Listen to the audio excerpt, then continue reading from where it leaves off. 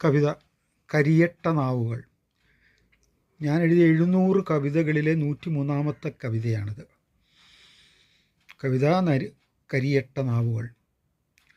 നാവാണു ചതിയൻ, നാവാണു കൊതിയൻ, നാവിലൂടല്ലാതെ നാശം വരില്ല. നാവാണ് രൗദ്രം, നാവാണു ക്രൗര്യം, നാവാണു ക്രൂരം, നാവാണു യുദ്ധം.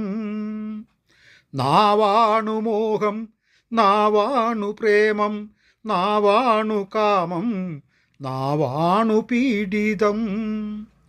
നാവാണു ഏഷണി പരദൂഷണവും, അയൽക്കാരനെ വെടക്കാക്കി മാറ്റുന്നതും.